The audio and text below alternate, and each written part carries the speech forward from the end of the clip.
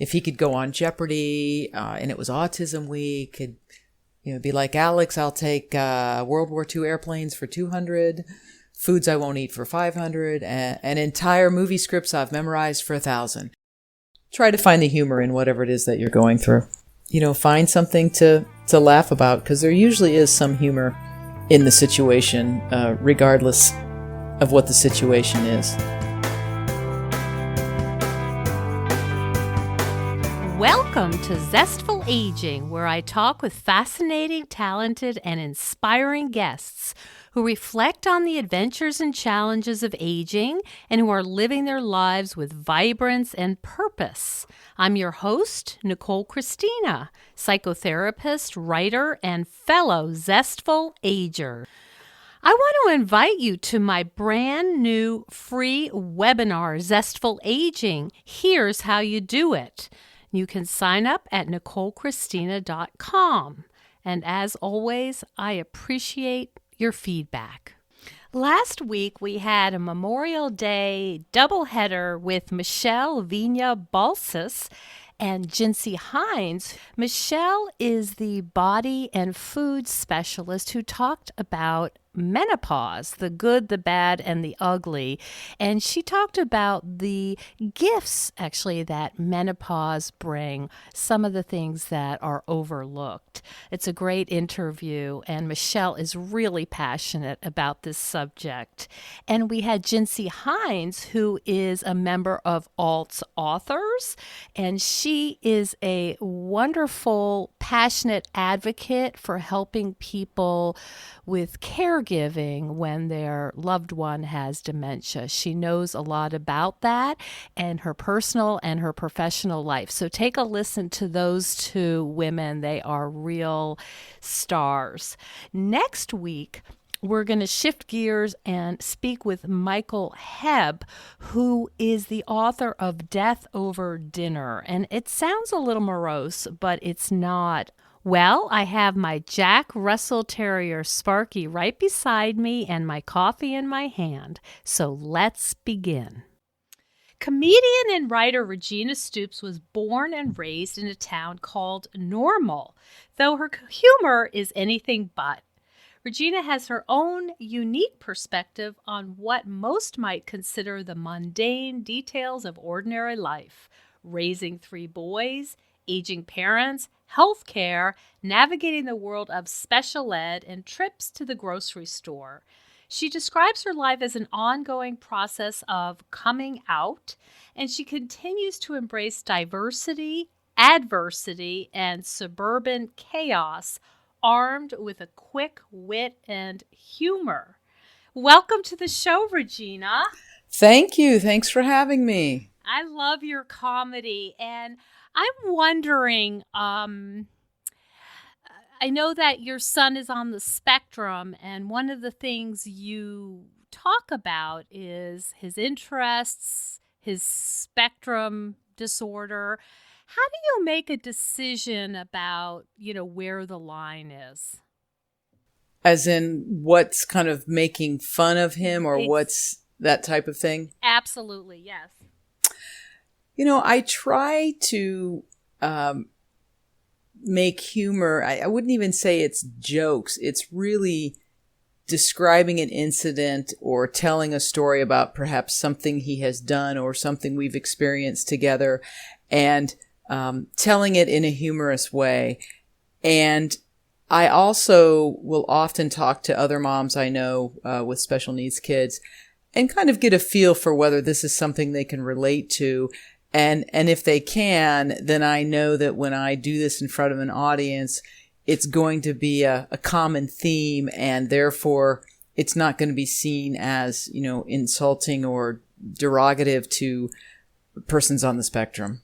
Mm-hmm. I mean, it just occurred to me that you have people to check in with, and that this has become so common that I'm sure many people can relate to having a child on the spectrum. They can, and also just a lot of even people who have a grandson or a nephew or a neighbor, or a lot of caregivers and teachers, and people that work with special needs, children and adults, I find that now if I do, humor about autism in front of, I'll call it a straight audience, but just an audience that is not made up of folks that are from the special needs community, parents and caregivers, etc. I do find that when I start doing it, it's almost like a sharp intake of breath, sort of like, I don't know, should we be laughing at this? Cause are we in this age of political correctness, are we now making fun of people with autism? But they, after a few, they catch on that this is really me just talking about my life and that type of my situations. And it's not meant to be a derogative or making fun of. And plus I'm talking about my experiences. They are my experiences and my reaction to some of the things that my son does, rather than, generalizing that everybody with autism is like this. And there's also different tones, right? It's clear when you talk about your son that you love him and you're talking about these behaviors he has. But the way it comes across isn't sharp or insulting. It's sort of, let me share this funny thing that happened to us. Exactly. And in fact, just last night, I can't even remember what we were sitting at the dinner table talking about something and trying to recall something that had happened. And finally, we just turned to Ryan and say, Ryan, what year was it that we were on that vacation when this was going on? He's like, oh, that was 2012 because the London Olympics were on. He's like our Google sometimes, right? So it's humor about things like that. Does Ryan appreciate your humor about spectrum disorder? To be honest, I don't know. I don't know that I've sat him down and done a routine for him. I think we try to, like in that instance when we had to ask him that, we try to say, hey, it's a great thing that your mind works like that, Ryan. Give him credit for having those, being that encyclopedia. Right. And he knows, he understands that he has autism. He understands that certain things are more difficult for him than for other kids.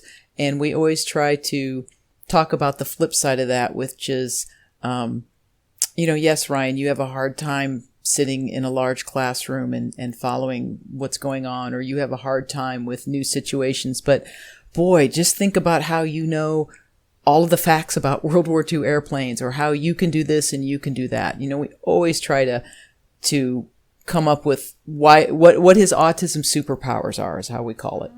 Mm-hmm. And is that's been since he was diagnosed, or how has this evolved? Like when he started showing symptoms, were you able to laugh about that, or has this evolved more recently as it's been clear? Yeah, it's been more recent. I think when he, so from a fairly early age, I sort of was, I don't want to say suspicious, but thought something. I mean, he's our first child, so you don't know, right? You have nothing to compare it to. Mm-hmm. But I have a background in health and physical education and recreation, and had worked with special needs kids through the YMCA and different camps and different situations. And just some of the things he did just really, sort of made the hair on the back of my neck stand up, like, oh, I don't think that is right. Mm-hmm. And so then when we went through the process, because he was late with his speech, so we went to a speech therapist. The speech therapist said, you need to go to a developmental pediatrician. And so finally, about age 3, he was diagnosed. And certainly in the beginning, it was nothing that we found the least bit funny. I mean, it was devastating. It's really like going through a loss, because the child you thought you had, you suddenly think you don't have anymore. And you've got this different child. And all of the things you thought that you had already had him doing, whatever those things were, suddenly... Your idea of success. Exactly. And so that all changes. And it takes a while to realize he's still the same child, and you just have to keep going on this journey. So it wasn't until he was probably in about first grade. He was diagnosed at 3. So first or second grade was when I started getting back into comedy and doing fundraisers and writing stories and humorous things about having a child on the spectrum. Have you gotten feedback from other parents that this has been helpful? I have, and it's funny because I've always felt that comedy was kind of therapeutic for me, right? I like to get up on, I like to do it. I like to get up on stage. I like to sort of tell those stories. But I never was quite sure what I wanted to do with it because I wasn't going to go on the road, which is what you have to do if you want to be a comedian. It's a grind. And that wasn't what I wanted to do, but I was really happy to do this fundraiser. And after the fundraiser, I had a gentleman come up to me and say, I came here with my girlfriend. She has a son who has autism. And boy, this was really great for her. She really needed to laugh. She really needed to be able to be told it's okay to laugh at this stuff and that there's other parents going through it. And at that moment, it's like a light bulb went off and I was like, wow, okay, that's my purpose. I need to if I can help people through humor, then that's great. That gives me a reason to be doing this. I see. So it was at that moment it all kind of gelled and said, this makes sense for me. It feels right. And this is what I'm going to do for a long time to come. Yes, it really, it felt like there was a point to it. Like here's the reason why I'm given the gift of being able to get up and get on stage and do this. It's giving. It's a gift. Yeah. Yeah. And I'm glad, I'm blessed that I have it. I love doing it, but it just to do it to, I don't know what, try to find accolades or fame or money, that never really resonated with me. So I'm guessing that you've always been a humorous gal and is this true? Is this how you've always had this gift? Is that accurate? I think I have. I come from a family of a lot of, quick-witted, smart aleck family. Uh-huh. And so I think I've always been able to find the humor. I think in my younger days, it was much more, I'll say sort of sarcastic, a little more sharp edged. And that has softened, I think, with having kids and over the years. Mm-hmm. You talk about, and I saw your routine where you talk about this sort of series of coming out. There's always some new thing that you're coming out about. Do you want to talk about that theme? Yeah, it's, so in my younger days, I came out as being a lesbian, came out to my parents, came out, and this was way before the days of Ellen DeGeneres and sort of cool. Right, before it was cool. Although I do joke that I think it was actually about the time that was all happening that I finally, I wrote my parents a long letter and told them. And of course, my mom, they already knew, of course, because parents do know, but, I just confirmed it with them. And then, being out, living with, my now wife, Diane, and having kids and just living my life out in a suburban setting. So that coming out as the traditional, coming out as a gay lesbian person. Then the next was when Ryan was diagnosed and we were getting involved in the community with him, coming out as having a son with autism, because I realized it was very much the same process. You had something that other people didn't know, that you weren't sure how people would react when you told them, and keeping it hidden was a burden. I understood that from being gay, to try to hide what was going on with him and not tell people and not be open was just going to be too much of a burden. So again, we were very upfront with people about his autism, from the beginning. And then finally within the, I think 2 years ago, 2 or 3 years ago, I was diagnosed with multiple sclerosis. So again, having to tell people about that, because it's not always obvious. But again, having to tell some people about something that you have to decide, am I going to tell people or not tell people? But what I've found is anytime I've come out with whatever it is, I find that it opens up a whole new world of possibilities and community and support. And so, I mean, that's kind of my theme to people is whatever you're carrying around, it's much better to open up about it than to carry it around. Mm-hmm. How does the multiple sclerosis manifest itself? When it's hot in the summer, it's very exhausting, just really wipes me out. Feels like I've run a marathon in 100 degrees with 90% humidity all the time. You're in California? Yes. And then really just coordination, balance, not being able to walk long distances, and that type of thing. So, I've managed to just, modify my day-to-day life, to accommodate it, as it were.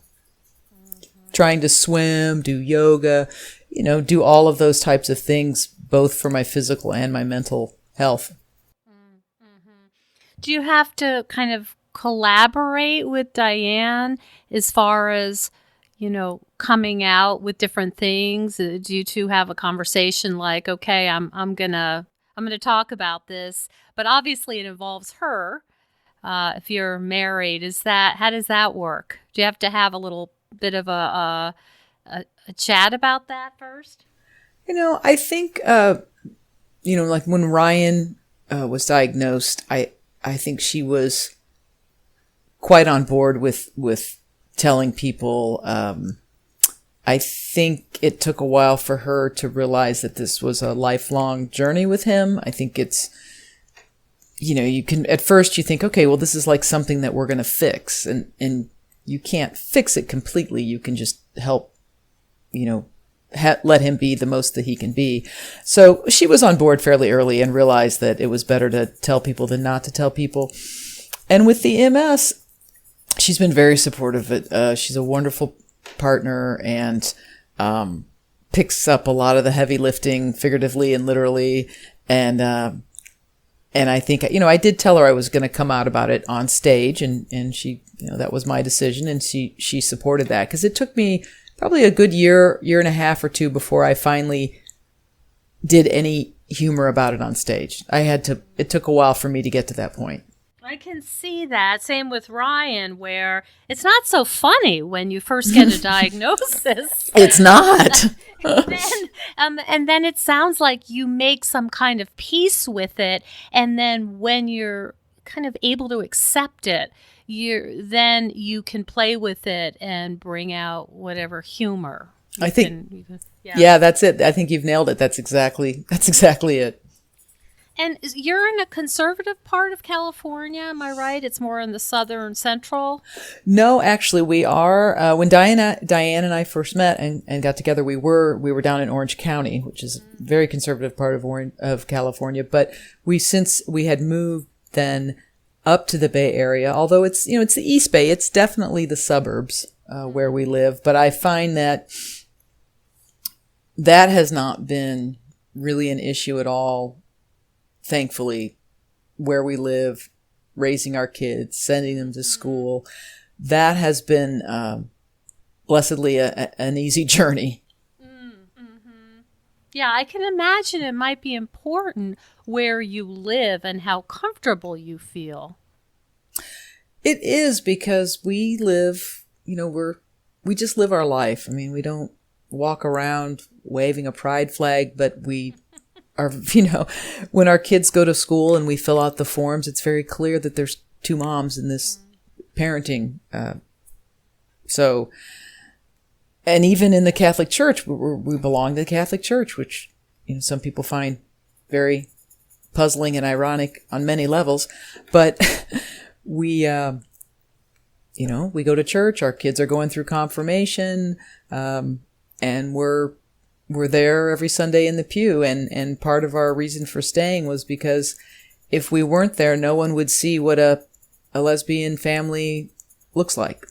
Mm-hmm. So do you feel like you have a responsibility to teach people what other families might look like? Well, I think we don't feel like we have a responsibility, but I think we felt that again, if we weren't there sitting in the pew on Sundays, helping teach faith formation, which I did for developmentally disabled kids, or being involved in the parish, no one would ever have any interaction with us. Or in other words, how do we claim that we have every right to be there if we're not there? I see. And I think we didn't, but what we've done is we have taught people. People have gotten to know us, and I think it has changed perceptions in a very subtle way, because folks just had never seen a family like ours, and then they sort of just realize we're kind of like every other family.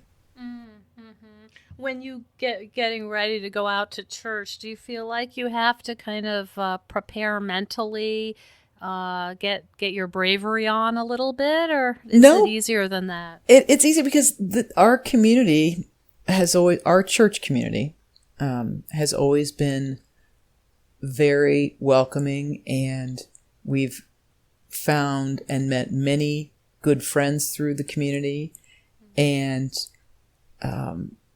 it has been overall a good experience for us. And so we feel very welcome there. There have been only a few occasions when Prop 8 was happening in California. I don't know if you remember Prop 8, but it was the proposition where they voted to ban gay marriage. It was a big thing, and the church actually supported it. And so that was problematic, and we stepped away from the church for a couple of years, and then made the decision to come back. And part of that was because I had several parishioners that I ran into in the community that would come up to me. I didn't even know them, and they'd say, "Oh, don't you and your family, go to 9:00 Mass at St. Elizabeth?" And I'd say, "Well, yeah, we do." And they said, "Well, you have such a beautiful family. We haven't seen you in a while. We miss seeing you there." And I was like, "Okay, well, it felt like we needed to be there." And that's where Diane's a cradle Catholic. I'm a cradle Catholic. It's where we felt most comfortable. And so, yeah, we went back, and it has been overall, it's been a good experience. But I know that some people find that unusual. But I always liken it when people say, "How can you be in the Catholic Church?" and all. I say, well, you know what? I don't really like the current administration in the United States, but I'm not leaving the United States. So just because maybe I don't care for some of the dogma that might come out of Rome, although it's better now that we have Pope Francis, my community in and of itself, where I worship and I'm a part of, is very welcoming. And so it's sort of that act locally, think globally mentality. Yeah, that makes a lot of sense. Could you just to shift gears, would you take me through the kind of anatomy of a it's not a skit, but it's a performance, and you say you don't tell jokes, but you tell stories. Could you tell me kind of the mechanics? How do you make your stories? How do you create them? How do you bring them to life on the stage? Let me think. How does this thing work? I know it is. And it starts, something will come up. I do a bit about Ryan and, Jeopardy, Autism Jeopardy. And that came about talking to some other moms about how our kids are good at memorizing, odd bits of information.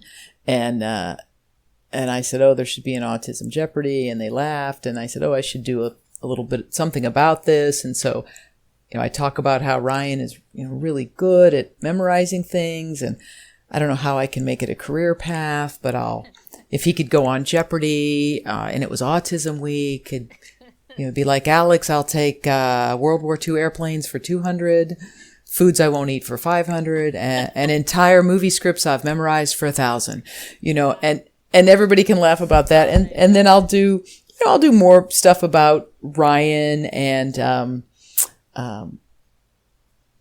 and so I'll start with some little nugget. I guess that's the point. Like something will happen.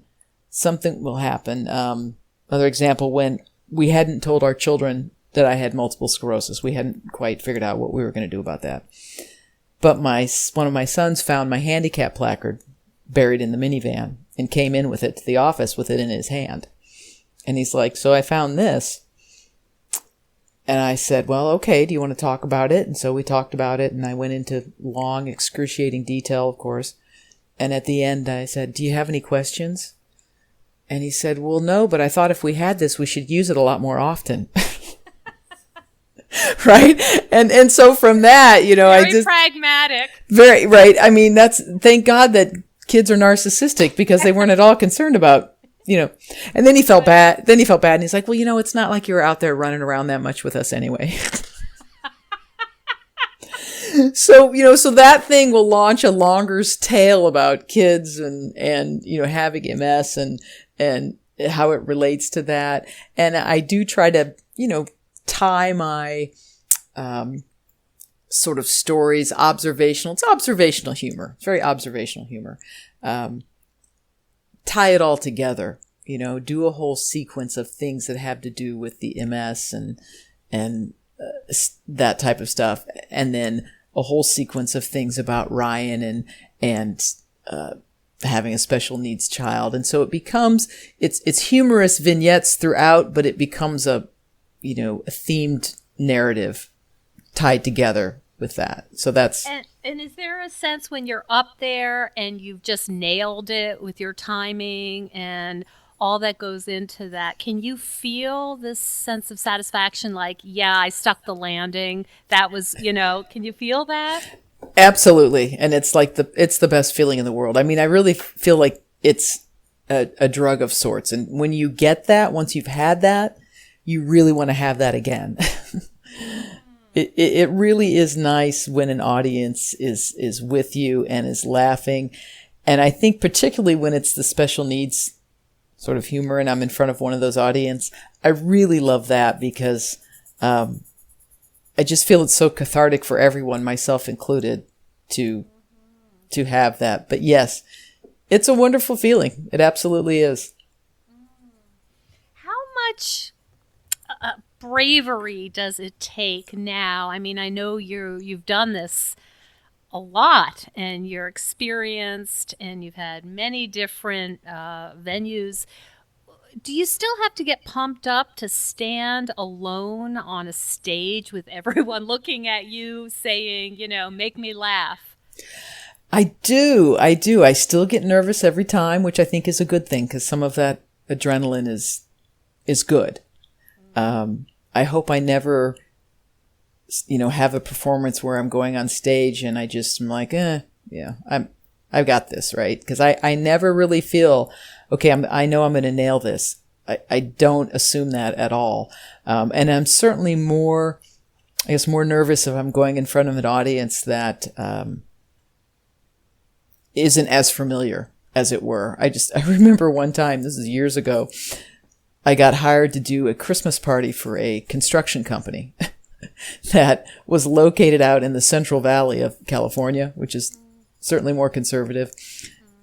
And I was like, wow, I said, do they know I'm a lesbian? Interesting choice. I know. I'm like, it was like this talent agency. Somebody had referred me to them. I don't know. Anyway, I was like, well, I'm okay with doing it, but you just need to make sure that I guess they know that I'm gay because I'm going to come out about it. And if they really don't want that, then they shouldn't hire me. She said, oh no, they're fine.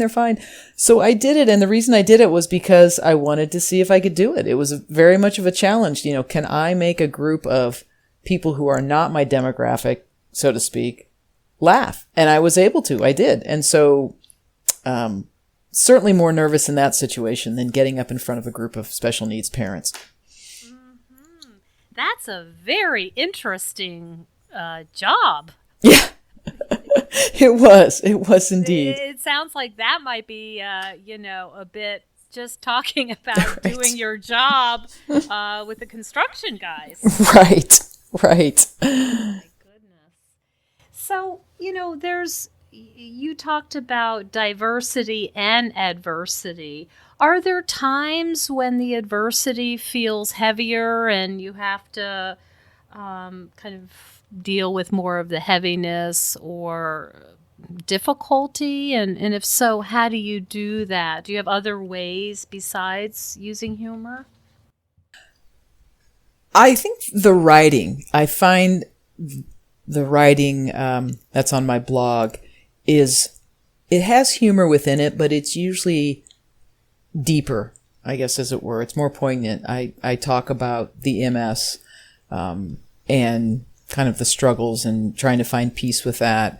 I talk about, things that have happened with Ryan that have really, been heartbreaking for me to see him go through it. And it's not something that I would get up on stage and ever talk about, because it's not ultimately humorous, but it has some humor parts in it. But ultimately it's more of a growth, and just more of a human story. I mean, really.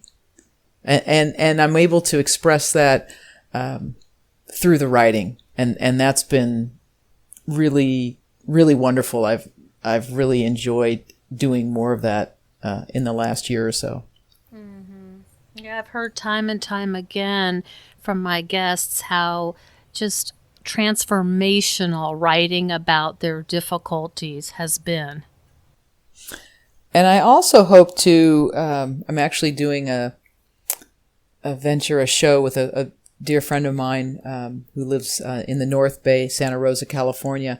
And we're putting together a show where we're each going to kind of do a narrative arc, as it were, less of a comedy show, more storytelling, and more, a little deeper. It'll dig deeper into the facets of our lives. And I'm looking forward to that. So it sounds like you're trying to be careful, where you do what, that there's some sort of discernment about this would fit here, and deeper and more subtle maybe with your blog. And, for these folks, maybe this narrative, that you have to be pretty precise and careful about where you share your material.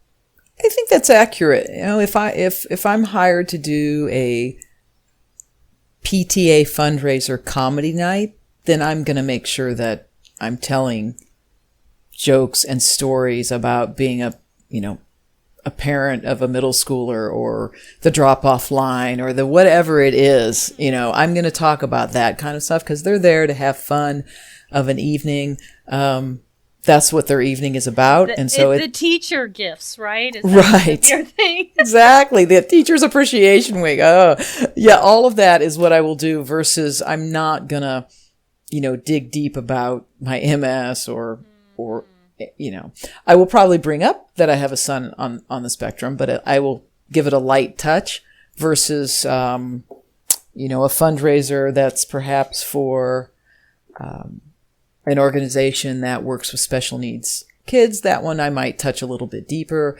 And then, yes, for the blog, or for this particular show that we're working on, it's being presented as something that's we're calling it better than therapy, laugh at our problems, forget about yours. And so it's, it's meant to be a little deeper. But you're right. I have to think about, well, what's the audience? What's the purpose of the event that we're doing? And then do my material accordingly. Is there a technical formula where you say, okay, I have to put this part in the front or warm them up in this way? Or for you, it's a natural process and then you refine it like one might refine, a piece of writing or something?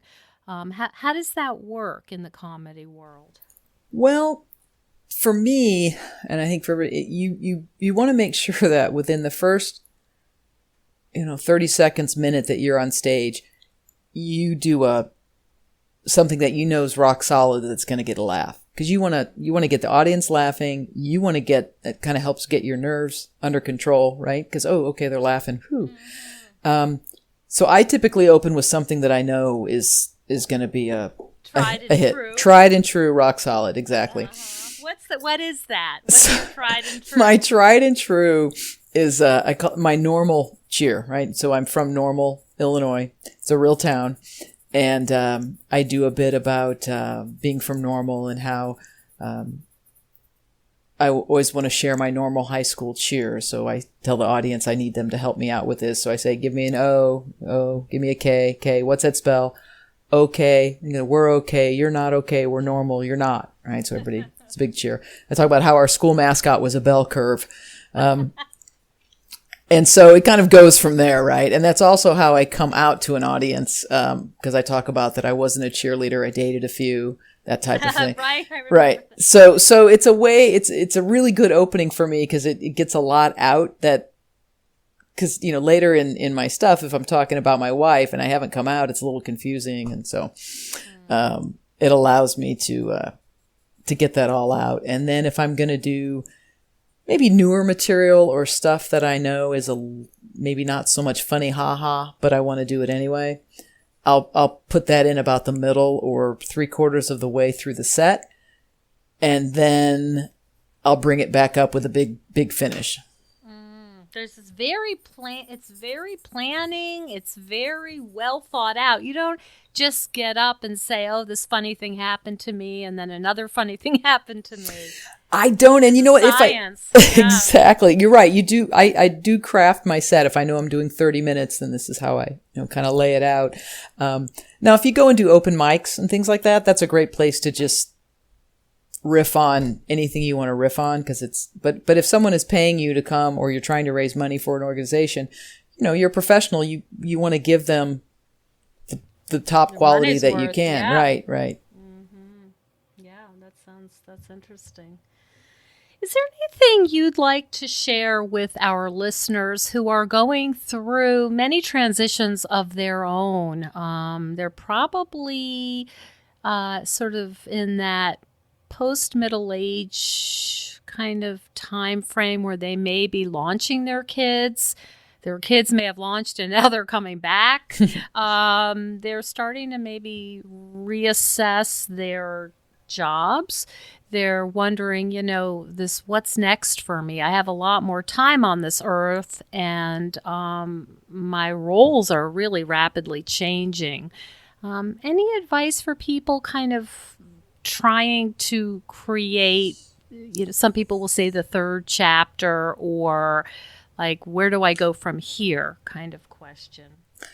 I would say think about maybe the thing that you've always wanted to do, or always felt in the back of the mind that you wanted to do, whether it's to write, to do comedy, to work with special needs children, whatever it is.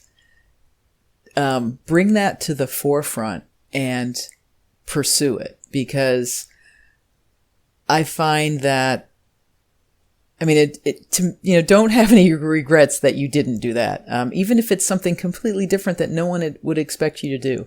I meet people and they can't believe that I'm a comedian, right? Because I don't, and so pursue those dreams, I guess. Don't be afraid to pursue those dreams. Just do it, as it were. It's funny. I just saw a comic, somewhere, and it was Charlie Brown and Snoopy. They're sitting on the water's edge, looking out over the water, and Charlie Brown says, "You only live once, Snoopy," and Snoopy says, "No, you only die once. You live every day." So, and I just thought that was perfect. I thought that's exactly it. Live every day, and try to find the humor in whatever it is that you're going through. Even though there will be obstacles. Absolutely. Try to think, if you can, after you get over that obstacle, the first rush that hits you in the face with it, find something to laugh about, because there usually is some humor in the situation, regardless of what the situation is. Mm-hmm. Even my mom having a stroke and deciding she didn't want any kind of care. She just wanted to go into hospice and not have a feeding tube or anything. And she knew that what the end result was going to be, but she was done. She was ready to go. And I remember talking to her and just saying, she said, I want a funeral mass. And I looked at her, I'm like, Mom, really? Do you think we would not know that? You like, really? You drug us to church every and then I said, okay. And can I, is it okay if I say in the obituary that I was your favorite? She's like, it's not as, I guess that's just where I come from is I think it's probably a bit of an armor and a bit of a coping mechanism. I'm sure it is. Mm-hmm. Mm-hmm.